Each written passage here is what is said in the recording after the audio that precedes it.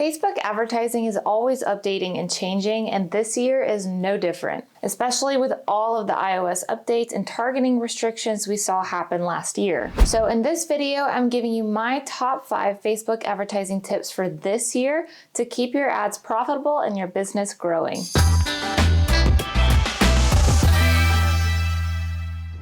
What's up, everybody? Welcome back to the channel. I'm Brandy with LYFE Marketing, the digital marketing agency with a mission to help small businesses grow. Super quick, go ahead and like this video for me, subscribe to the channel, and hit that notification bell so you don't miss out on any of the videos that we put out every week that help small business owners market their business. All right, so the first tip is going to lay the foundation for the rest of the tips I share in this video. Tip number 1 is to rethink your Facebook advertising funnel. Most of us to date have used Facebook ads to drive traffic to our website and complete conversions there. But with the new iOS update, a lot of people are now opting out of being tracked that way, meaning Facebook can no longer see what goes on beyond their platform now most of the time, which means it cannot work its magic in optimizing your ads the way it used to, or finding more people who look like your customers the way it used to. So the workaround to this is to readjust your advertising funnel to keep people interacting with you on the Facebook platform. Facebook can still track anything that happens within its own platform. So if your advertising campaign is Facebook centered instead of centered around your website, you can still track things with the same level of accuracy that you're used to from Facebook. So for example, if your ultimate goal is leads, use Facebook's native lead generation campaign instead of sending people to a landing page. If your ultimate goal is sales, consider setting up a Facebook shop where people can check out on Facebook. And honestly, whether you're B2B or B2C, either way, I would still suggest using the lead generation campaign to get email addresses, because email marketing is still killing it in 2022 with an average ROI of 4,200% or $42 for every $1 spent. But that's another video for another day. My point for this tip is that Facebook ads can still work. You just need to rethink how you're leveraging them in your overall marketing funnel. So with that in mind, let's move on to tip number 2. Try running more engagement ads. So what are engagement ads? Well, first, there's the actual engagement campaign on Facebook, which breaks down into post engagement, page likes, and event responses. Post engagement will drive more likes, comments, and shares on your existing posts. Page likes will help you get more Facebook page likes for your business page, and event responses are only really relevant if your business hosts events that you could benefit from getting RSVPs to. The other campaign that I would consider running for engagement that's not necessarily in that engagement umbrella is the video views campaign. So the purpose behind running post engagement ads, page like ads, and video view ads would be twofold. 1, to fuel your marketing funnel, and 2, to establish some social proof while you're doing it. Now, before I get into this, I want to say if you're totally lost when I talk about the marketing funnel, I would suggest you go watch either of these videos next to get a firm understanding of how it should work and why it's important. It will change the way that you think about your customers. But assuming you do have at least some idea of what your marketing funnel looks like, you want to use engagement ads to start ushering people into the funnel. A cold audience, which is an audience that has never heard of your brand or business before, is not going to buy from you upon seeing you for the first time. They need to interact with your brand several times before feeling A, like they trust you enough to give you their payment info, and B, that they are convinced that they need your product or service. So your engagement ads should be purely value-based, meaning that they are not selling anything to the audience. They are solely providing valuable content to the audience. And if you don't know what your audience would find valuable as it relates to your product or service, add this on your list of videos to watch next, and you will by the end of watching it. But you want top of funnel marketing content to be value driven because it will establish a positive first impression of your brand if the audience sees the first ad from you and finds it helpful or valuable. And as a result, you'll garner a lot of likes, reactions, comments, and shares, which fulfills the second purpose of these campaigns that I mentioned, social proof. If one person sees a lot of other people have liked your ad, it helps that person trust your brand faster because they see that other people are already liking your content. This is known as the bandwagon effect, which refers to the tendency people have to adopt a certain behavior, style, or attitude simply because everyone else is doing it. And once you've built up a sizable audience of people who are engaging with you, you can retarget them. You can retarget them with new ads that move them down your marketing funnel closer to a lead form completion or a sale, and you can be more salesy in those ads because these people already know who you are. They're familiar with your brand. Now, I'm going to stop there in terms of walking you down what a marketing funnel can look like because, again,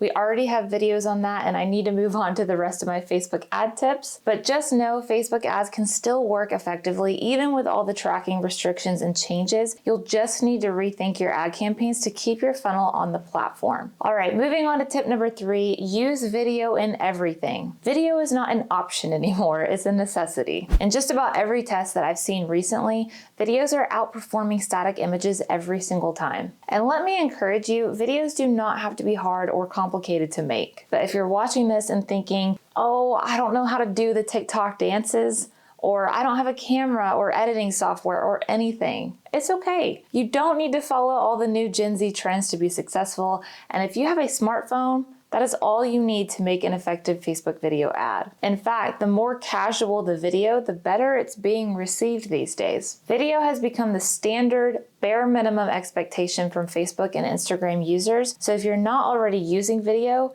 you need to do that like yesterday. I'll link these 2 videos in the description for you to watch next because they will help you get started if you don't know where to begin. But truly, if you just want to selfie record yourself chatting for 15 seconds, speaking to the goals or pain points your target market has, that's really all it takes to create an effective Facebook video. So on that note, let's move into my next tip. Tip number 4, use Reels and Story ads. Reels are the Facebook and Instagram version of TikToks. They are short form videos that are one of the fastest growing mediums on the platform right now. And stories can be images or videos that are only present for 24 hours unless you save them to your highlights on Instagram. And I'm mentioning Instagram here because Facebook owns Instagram and a lot of the content we're discussing can be shared to both platforms. You can run Facebook ads on Instagram, you can share Instagram Reels to Facebook, and so on. So when we talk about Facebook advertising tips, you should definitely be testing out running Reels ads and Story ads to capitalize on video-centric ad formats. And this is different from just posting Reels and Stories organically. This puts advertising dollars behind your Stories and Reels to take an already explosive organic strategy and put even more reach behind it. If you need help getting started with these 2 ad formats, I'll have these videos linked in the description for you. But my last piece of advice when making ads for these formats before we move on is to share the offer and value up front. Don't save it for the end because once the ad ends, it goes to the next reel or story and most people won't scroll backwards. So you want to get their attention at the start of the 15 seconds and that way they have the whole rest of the ads linked to click or engage. All right, now before we get into my last Facebook ad tip, first here is a quick message on our new course. Hello! We just helped a small business make over $1.5 million through Facebook advertising. After managing millions of dollars of ad spend for thousands of small businesses and creating thousands of social posts to help businesses connect with their customers, we know how to get results. And we want to help small businesses get results too. So we've decided to give away our knowledge, learning experiences, resources, tools, and feedback to help you achieve results for your digital marketing efforts. If you want to learn the blueprint for success, the best practices from some of the fastest growing companies in the world, get access to all the tools you'll need, and get live expert guidance from yours truly, stop what you're doing and sign up for our coaching program today. All right, tip number 5 is to test out some new targeting options. Now, I know that's vague. Don't worry, I'm going to give you some specific instructions in a second. But I say test out new targeting options as a general ongoing tip for you this year because like I said earlier, Facebook deleted a ton of targeting options last year. You might have had a killer ad combination that was generating great results that's now no longer available. Or maybe you, like many of us, were seeing great success with lookalike audiences. And while that targeting feature is still available, all the iOS updates and privacy restrictions have now made them less effective. What worked last year is probably not going to work forever, and in today's case with Facebook ads, we know it's not. So you should always be looking to test out new targeting options. Now, here are some specific things you can try with your targeting. The first is to broaden your targeting. Now, I know that sounds counterintuitive, especially since we've said so many times to narrow down who your target audience is, and if you're marketing to everybody, you're marketing to nobody, etc. etc. I'm not saying to broaden your audience so much that it doesn't even look like your customer avatar anymore, but I am saying to remove some of the restricting qualifiers that you might have had in your ad set targeting from previous years, if they're even still there after all the targeting option removals. You want to give Facebook some breathing room because one update they made in recent months was that they made targeting expansion mandatory. If you don't know what I'm talking about, there used to be an option you could toggle on or off in the ad set level called targeting expansion, which allowed Facebook to show your ads to people a little outside the targeting parameters you set if Facebook thought these other people would be likely to click or convert. It was all based on Facebook's AI. Well, now that is just built in and it's no longer an option. Facebook says your inputs are used to guide ad delivery,